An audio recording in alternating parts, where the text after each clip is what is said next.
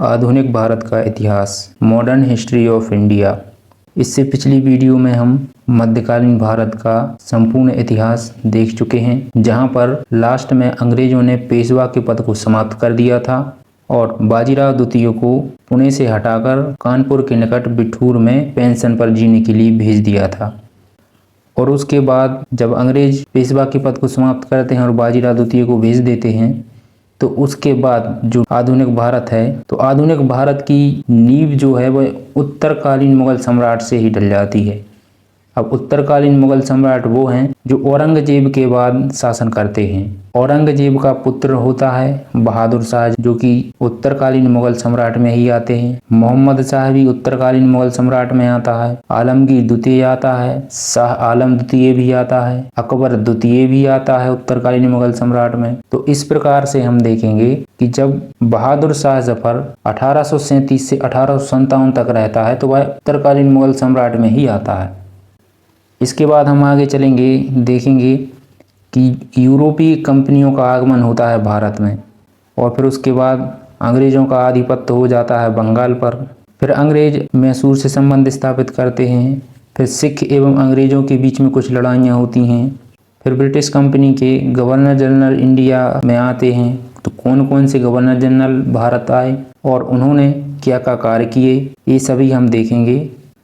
फिर आगे चलते हुए हम देखेंगे कि जब अंग्रेज शासन कर रहे थे तो विद्रोह किस प्रकार से स्टार्ट होते हैं।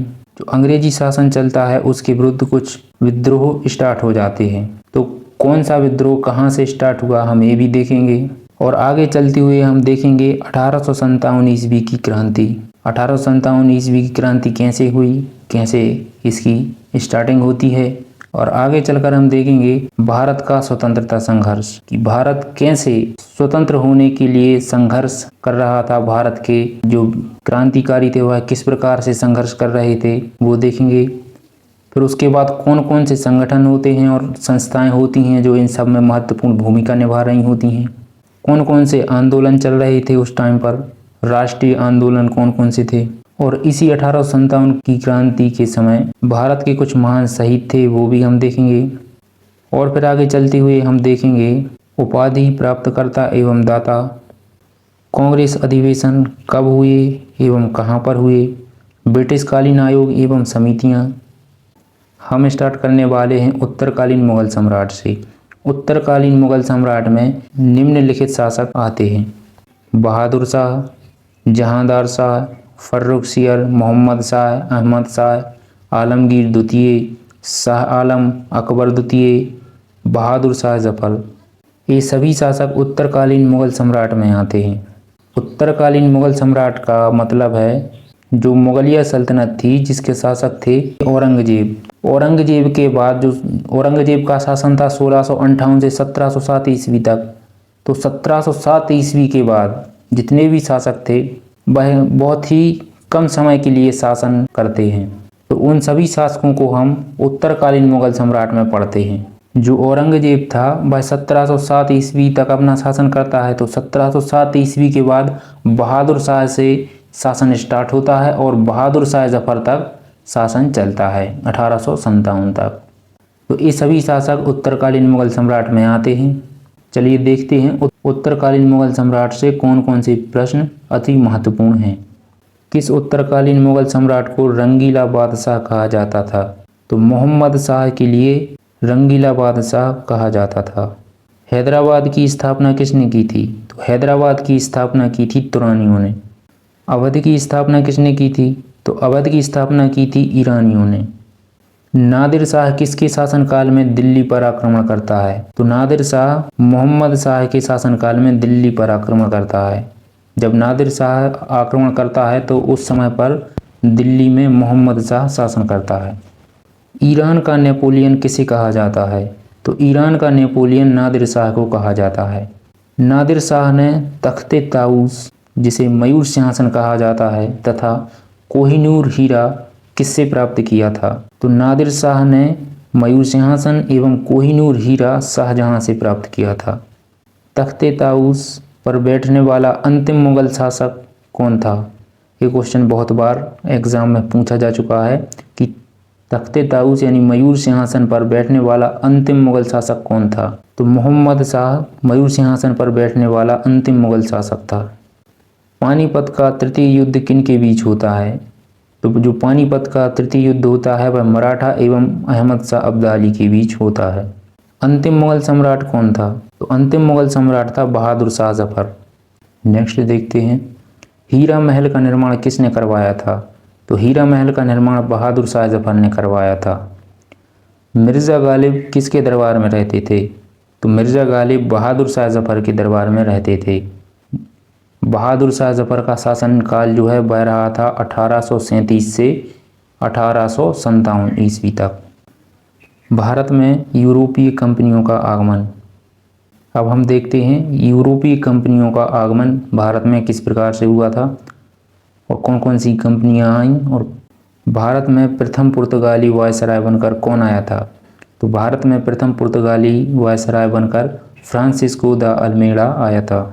पुर्तगालियों ने अपनी पहली व्यापारिक कोठी कहाँ खोली थी? तो पुर्तगालियों ने अपनी पहली व्यापारिक कोठी कोचीन में स्थापित की थी। सर्वप्रथम भारत में कौन आए थे? तो सर्वप्रथम भारत में पुर्तगाली आए थे। पुर्तगालियों के बाद भारत में कौन आए? तो पुर्तगालियों के बाद भारत में आते हैं डच, और डच के बाद आते हैं अंग्रेज। सबसे पहले पुर्तगाली आते हैं, फिर डच आते हैं और फिर अंग्रेज आते हैं। पहला डच यात्री कौन था? तो जो पहला डच यात्री था वह था कॉर्नेलिन हाउटमैन। डचों ने पहली व्यापारिक फैक्ट्री कहाँ पर स्थापित की थी? तो डचों ने अपनी पहली व्यापारिक फैक्ट्री मसूलीपट्टनम में स्थापित की थी। भारत आने वाला पहला अंग्रेजी जहाज कौन सा था? तो भारत आने वाला पहला अंग्रेजी जहाज था रेड ड्रैगन। ये कंपनियों की लिस्ट है कि कौन सी कंपनी की स्थापना कब हुई थी क्रमवाइज। पुर्तगाली ईस्ट इंडिया कंपनी की स्थापना कब हुई थी? 1498 ईस्वी में। अंग्रेजी ईस्ट इंडिया कंपनी 1600 ईस्वी में। डच ईस्ट इंडिया कंपनी 1602 ईस्वी में। डेनिश ईस्ट इंडिया कंपनी 1616 ईस्वी में। फ्रांसीसी ईस्ट इंडिया कंपनी 1664 ईस्वी में। स्वीडिश ईस्ट इंडिया कंपनी 1731 ईस्वी में स्थापित होती है। अब हम देखेंगे बंगाल पर अंग्रेजों का आधिपत्य। 1740 में बंगाल का नवाब कौन था? तो 1740 में बंगाल का नवाब अलीवर्दी खां था। अलीवर्दी खां का उत्तराधिकारी कौन था? तो अलीवर्दी खां का उत्तराधिकारी सिराजुद्दौला था। ब्लैक होल ट्रेजेडी कालकोठरी की त्रासदी किसके शासनकाल में हुई थी? तो ब्लैक होल ट्रेजेडी सिराजुद्दौला के शासनकाल में हुई थी, जहां पर सिराजुद्दौला ने बहुत सारे अंग्रेजों को एक कोठी में बंद कर दिया था, जिससे बहुत से अंग्रेजों की मृत्यु हो जाती है। उसे ब्लैक होल ट्रेजेडी कहा गया था। प्लासी का युद्ध कब हुआ था? तो प्लासी का युद्ध 27 जून 1757 ईस्वी को हुआ था। प्लासी का युद्ध किन के बीच हुआ था? तो प्लासी का युद्ध रॉबर्ट क्लाइव एवं सिराजुद्दौला के बीच हुआ था, जिसमें रॉबर्ट क्लाइव विजयी रहा था। अब हम देखेंगे कंपनी के अधीन गवर्नर जनरल। बंगाल में द्वैत शासन की व्यवस्था किसने की थी? तो बंगाल में द्वैत शासन की व्यवस्था रॉबर्ट क्लाइव ने की थी। कंपनी के अधीन प्रथम गवर्नर जनरल कौन था? तो कंपनी के अधीन प्रथम गवर्नर जनरल वारेन हेस्टिंग था। रेगुलेटिंग एक्ट कब आया? तो रेगुलेटिंग एक्ट 1773 ईस्वी में आया था। द्वैत शासन प्रणाली को समाप्त कब किया गया था? तो द्वैत शासन प्रणाली को 1972 ईस्वी में समाप्त किया गया था। चार्टर एक्ट भारत कब आया? तो चार्टर एक्ट भारत 1833 ईस्वी में आया था। बंगाल के गवर्नर जनरल को भारत का गवर्नर जनरल कब बनाया गया?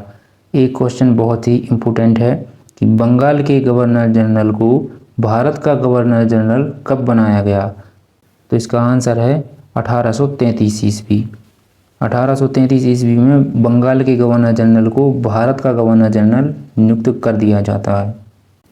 नेक्स्ट, भारत का पहला गवर्नर जनरल कौन था? तो भारत का पहला governor general Lord William Bentinck था।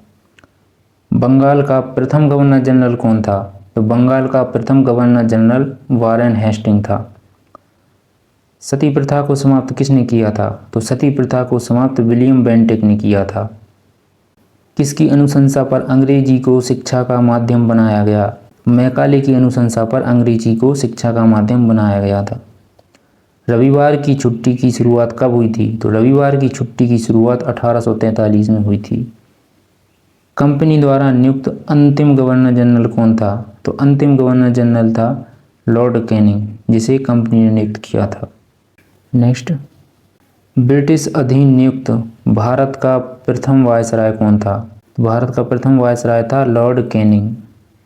1857 ईस्वी के विद्रोह के समय गवर्नर जनरल कौन था?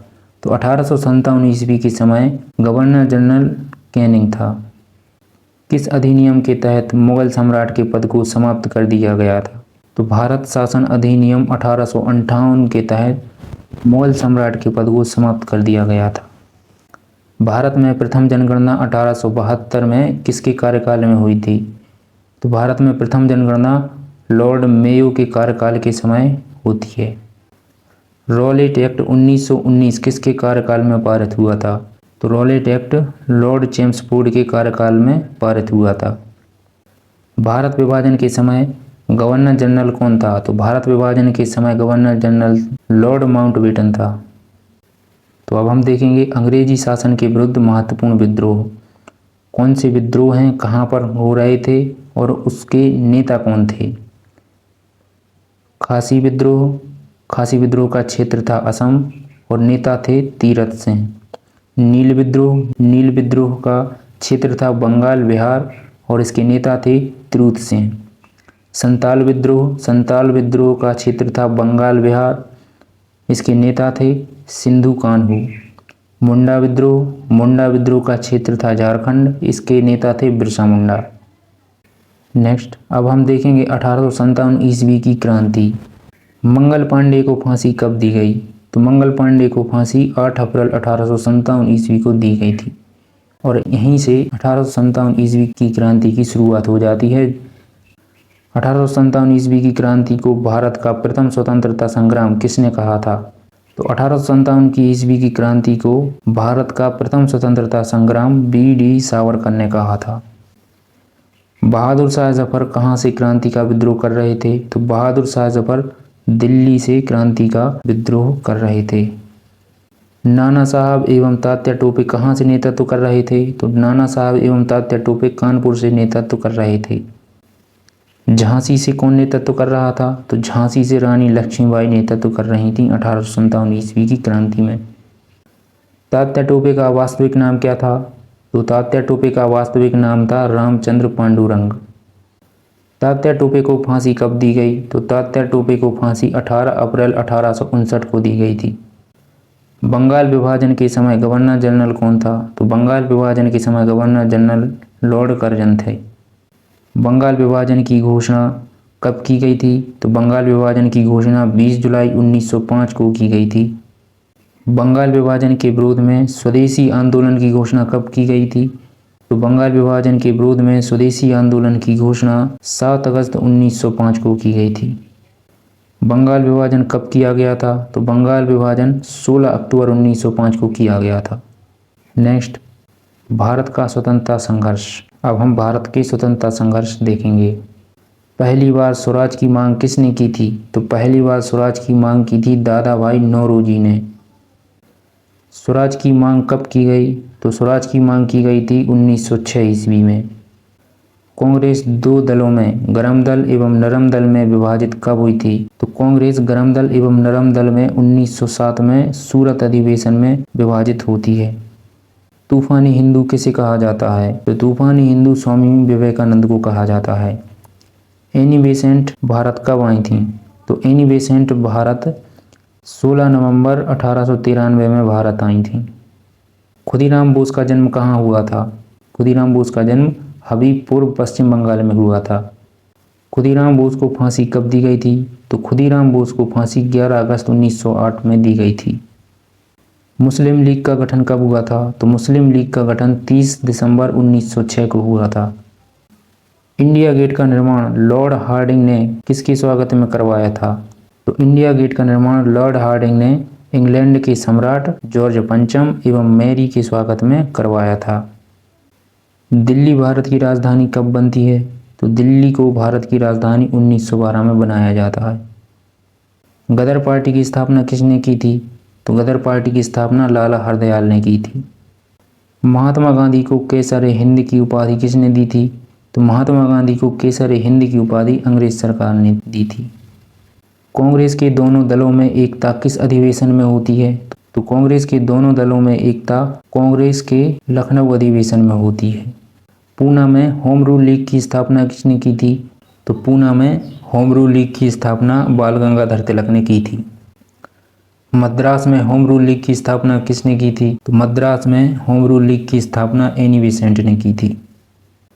गांधी जी ने अहमदाबाद के करीब साबरमती आश्रम की स्थापना कब की थी? तो गांधी जी ने साबरमती आश्रम की स्थापना 1916 में की थी। गांधी जी ने सत्याग्रह का सर्वप्रथम प्रयोग कहाँ किया था? तो गांधी जी ने सत्याग्रह का सर्वप्रथम प्रयोग दक्षिण अफ्रीका में किया था। गांधी जी ने भारत में सत्याग्रह का सर्वप्रथम प्रयोग कहाँ किया था? तो गांधी जी ने भारत में सत्याग्रह का सर्वप्रथम प्रयोग चंपारण बिहार में किया था। गांधी जी ने कर नहीं आंदोलन कहाँ चलाया था? तो गांधी जी ने कर नहीं आंदोलन गुजरात के खेड़ा जिला में चलाया था। रॉलेट एक्ट कब लागू किया गया था? तो रॉलेट एक्ट 19 मार्च 1919 को लागू किया गया था। अमृतसर में जलियांवाला बाग हत्याकांड कब हुआ था? तो अमृतसर में जलियांवाला बाग हत्याकांड 13 अप्रैल 1919 में हुआ था। जलियांवाला बाग हत्याकांड में गोलियां चलाने का आदेश किसने दिया था? तो जलियांवाला बाग हत्याकांड में गोलियां चलाने का आदेश जनरल डायर ने दिया था। जलियांवाला बाग हत्याकांड के समय पंजाब का लेफ्टिनेंट गवर्नर कौन था? तो जलियांवाला बाग हत्याकांड के समय पंजाब का lieutenant governor sir Michael O'Dwyer था। किस भारतीय ने जलियांवाला बाग हत्याकांड में सहयोग किया था? तो हंसराज ने जलियांवाला बाग हत्याकांड में सहयोग किया था, जो कि भारतीय थे।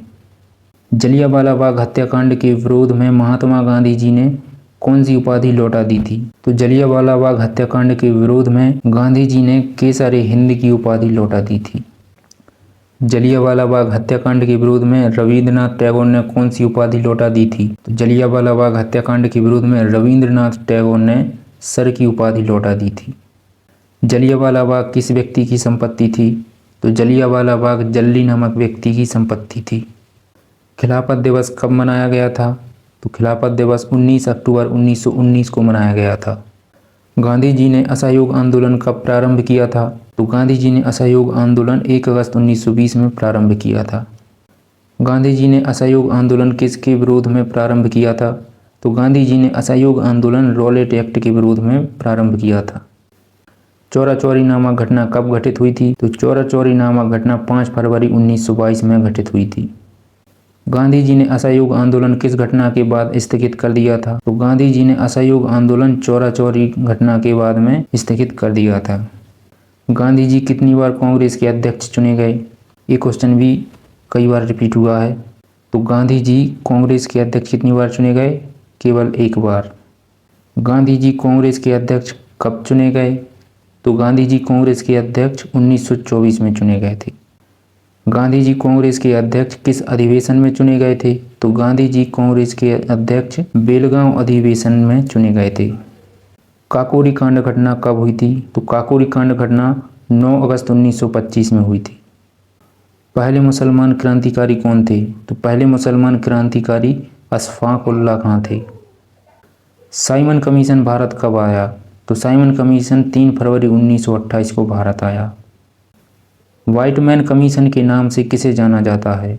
तो व्हाइटमैन कमीशन के नाम से साइमन कमीशन को जाना जाता है। गांधी जी ने साबरमती आश्रम से दांडी यात्रा कब प्रारंभ की थी?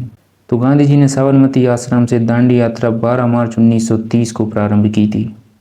गांधी जी ने सविनय अवज्ञा आंदोलन की शुरुआत कब की थी? तो गांधी जी ने सविनय अवज्ञा आंदोलन की शुरुआत 6 अप्रैल 1930 में की थी। इरविन पैक्ट कब हुआ था? तो इरविन पैक्ट 4 मार्च 1931 में हुआ था। गांधी इरविन को किस नाम से जाना जाता है? तो गांधी इरविन को दिल्ली समझौता के नाम से जाना जाता है। सविनय अवज्ञा आंदोलन को वापस कब लिया गया? तो सविनय अवज्ञा आंदोलन को वापस 7 अप्रैल 1934 में लिया गया था। सुखदेव भगत सिंह एवं राजगुरु को फांसी कब दी गई थी? तो सुखदेव भगत सिंह एवं राजगुरु को फांसी 23 मार्च 1931 में दी गई थी। किसान आंदोलन की पत्रिका का नाम क्या था? तो किसान आंदोलन की पत्रिका का नाम था हुंकार। गांधी जी ने दिल्ली चलो आंदोलन की शुरुआत कब की थी? तो गांधी जी ने दिल्ली चलो आंदोलन की शुरुआत 17 अक्टूबर 1940 में की थी। भारत से अलग मुस्लिम राष्ट्र पाकिस्तान की मांग किसने की थी? तो भारत से अलग मुस्लिम राष्ट्र पाकिस्तान की मांग मोहम्मद अली जिन्ना ने की थी। मोहम्मद अली जिन्ना ने पाकिस्तान की मांग किस अधिवेशन में की थी? मोहम्मद अली जिन्ना ने पाकिस्तान की मांग लाहौर अधिवेशन में की थी। भारत छोड़ो आंदोलन की शुरुआत कब हुई थी? तो भारत छोड़ो आंदोलन की शुरुआत 9 अगस्त 1942 में हुई थी। गांधी जी ने करो या मरो का नारा किस आंदोलन में दिया था? तो गांधी जी ने करो या मरो का नारा भारत छोड़ो आंदोलन में दिया था। आज़ाद हिंद फौज की स्थापना का विचार सर्वप्रथम किसने दिया था? तो आज़ाद हिंद फौज की स्थापना का विचार सर्वप्रथम कैप्टन मोहन सिंह ने दिया था। आज़ाद हिंद फौज की सफलतापूर्वक स्थापना का श्रेय किसको दिया जाता है?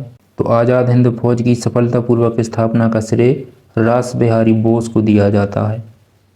कैबिनेट मिशन दिल्ली कब पहुंचा? कैबिनेट मिशन दिल्ली 24 मार्च 1946 को पहुंचा। कैबिनेट मिशन किसके नेतृत्व में आया था? तो कैबिनेट मिशन पैथिक लॉरेंस के नेतृत्व में आया था।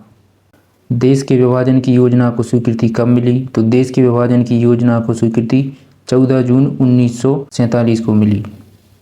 भारत की आज़ादी के समय इंग्लैंड का सम्राट कौन था? तो भारत की आज़ादी के समय इंग्लैंड का सम्राट जॉर्ज सस्टम था। भारत का अंतिम सम्राट कौन था? तो भारत का अंतिम सम्राट था जॉर्ज सस्टम। स्वतंत्रता प्राप्ति के समय कांग्रेस के अध्यक्ष कौन थे? तो स्वतंत्रता प्राप्ति के समय कांग्रेस के अध्यक्ष JB कृपलानी थे। स्वतंत्रता प्राप्ति के समय ब्रिटेन के प्रधानमंत्री कौन थे? तो स्वतंत्रता प्राप्ति के समय ब्रिटेन के प्रधानमंत्री क्लीमेंट एटली थे। महात्मा गांधी को महात्मा की उपाधि किसने दी थी? यह क्वेश्चन भी बहुत बार रिपीट हुआ है कि महात्मा गांधी को महात्मा की उपाधि किसने दी थी? तो महात्मा गांधी को महात्मा की उपाधि रविंद्रनाथ टैगोर ने दी थी।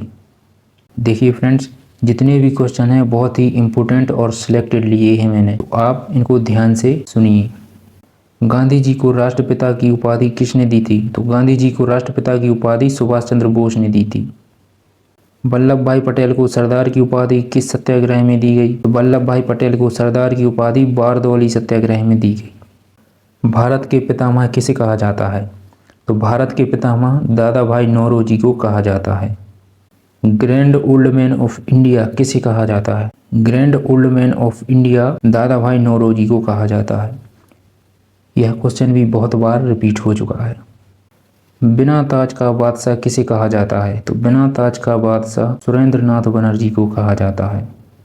कांग्रेस के प्रथम मुस्लिम अध्यक्ष कौन थे? तो कांग्रेस के प्रथम मुस्लिम अध्यक्ष बदरुद्दीन तैयब जी थे। बिना अपील, बिना वकील तथा बिना दलील का कानून किसे कहा गया?